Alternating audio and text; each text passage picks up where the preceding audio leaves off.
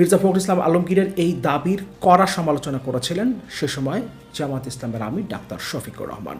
কিন্তু সেই জামায়াত ইসলামী এখন অন্তর্বর্তীকালীন সরকারের কাছে অতি দ্রুত নির্বাচনের রোডম্যাপ ঘোষণার দাবি জানিয়েছে। সে সময় জামায়াত ইসলামের আমির ডাক্তার শফিকুর রহমান কি বলেছিলেন সেটা আমরা একটু দেখে নিই। তারপর আমরা দেখব এই মুহূর্তে নির্বাচনের রোডম্যাপ ঘোষণার দাবি নিয়ে জামায়াত ইসলামের অবস্থান কি। আমাদের লোকেরা মাঝে মাঝে জিজ্ঞেস করে যে বিএনপির সাথে আমরা আবার জোটে যাব কিনা। আপনারা কি মনে করেন, যাওয়া দরকার? এগুলো আমরা সবাই চোখের সামনে দেখছি না, কিন্তু আবার অস্থিরতা আবার শুরু হয়ে গেছে। এই গত পরশুদিন আবার ওনারা নির্বাচনের রোডম্যাপ চেয়ে বসেছে। আলহামদুলিল্লাহ, আমরা এই জন্য আল্লাহর শুকরিয়া আদায় করি যে আমরা আমাদের জানা মতো ওই ধরনের বাড়াবাড়ির দিকে এখন আমরা যাইনি। যারা জনগণের জন্য রাজনীতি করে, রাজনীতি তো জনগণের জন্য, তাদের তো উচিত এখন এই বিপন্ন মানুষের পাশে দাঁড়ানো।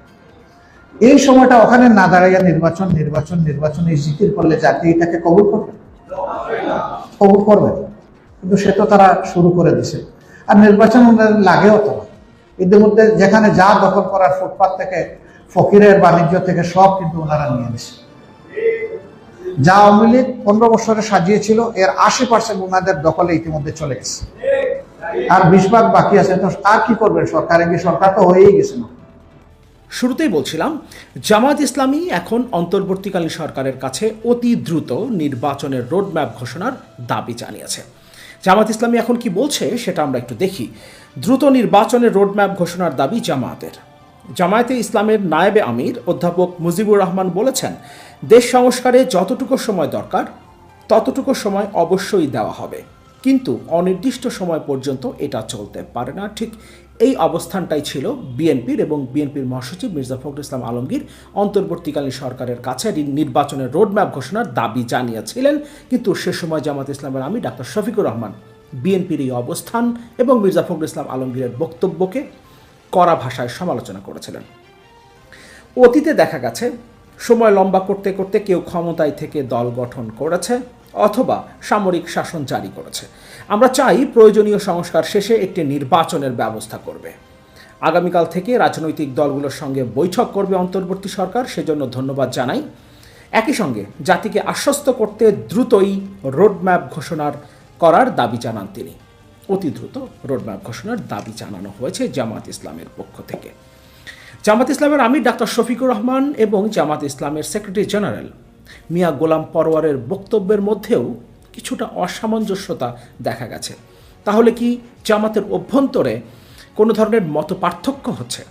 জামায়াত ইসলামের আমির ডাক্তার শফিকুর রহমানের একটা অবস্থান, অন্যদিকে জামায়াত ইসলামের সেক্রেটারি জেনারেল এবং নায়েবে আমির তাদের অবস্থান কি ভিন্ন? আবার জামায়াত ইসলামের প্রয়াত অন্যতম শীর্ষ নেতা আল্লামা দেলোয়ার হোসেন সাঈদীর পুত্র মাসুদ সাঈদীও বিএনপির সুরে কথা বলেছেন। সব কিছু মিলিয়ে জামায়াত ইসলামী হয়তোবা তাদের অবস্থান পরিবর্তন করেছে, এটা আমরা বলতে পারি, কিংবা জামায়াত ইসলামের অভ্যন্তরেই নিজেদের মধ্যে তাদের সিদ্ধান্তের টানাপোড়েন চলছে, সেটাও হতে পারে। কিন্তু একটা বিষয় পরিষ্কার, বিএনপির সাথে জামায়াত ইসলামের যে দূরত্বটা তৈরি হয়েছিল সেই দূরত্বটা সম্ভবত কমতে শুরু করেছে, কারণ রাজনৈতিক যে অবস্থান থেকে এই দূরত্বের শুরু হয়েছিল সেটা এখন অনেকটাই কমে এসেছে এবং উভয় পক্ষই একই সুরে কথা বলছে। সরকারে থেকে, ক্ষমতায় থেকে দল গঠনের ব্যাপারে নানান আলোচনা চলছে।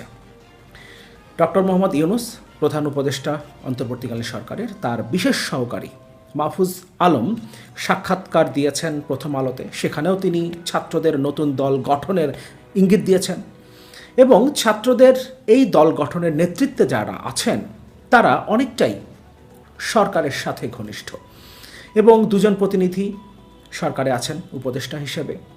মাহফুজ আলম আছেন প্রধান উপদেষ্টার বিশেষ সহকারী হিসেবে এবং বিভিন্ন সিদ্ধান্তের ক্ষেত্রে, পাশাপাশি যে কমিশনগুলো গঠিত হয়েছে সংস্কারের উদ্দেশ্যে, সেখানে প্রত্যেকটা কমিশনে শিক্ষার্থী প্রতিনিধি আছেন এবং এই প্রতিনিধিরা যেখান থেকে নির্বাচিত হচ্ছেন তাদের একটা প্রভাব সরকারে আছে।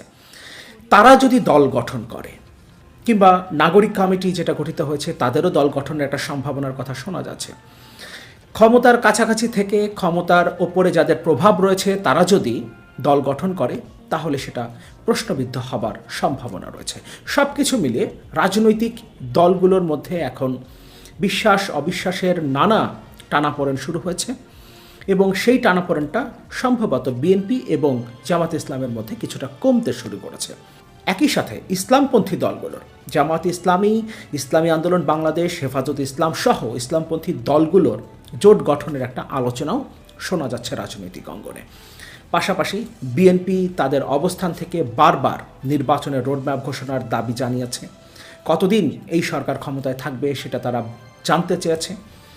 ফলে একটা টানাপোড়েন অন্তর্বর্তীকালীন সরকার এবং রাজনৈতিক দলগুলোর মধ্যে আছে, কিছুটা দূরত্ব তাদের মধ্যে আছে, যেহেতু এই সময়ের মধ্যে 5ই আগস্টের পর যখন অন্তর্বর্তীকালীন সরকার গঠিত হলো তারপর থেকে এখন পর্যন্ত খুব একটা রাজনৈতিক দলগুলোর সাথে বৈঠক করার সুযোগ অন্তর্বর্তীকালীন সরকারের হয়ে ওঠেনি।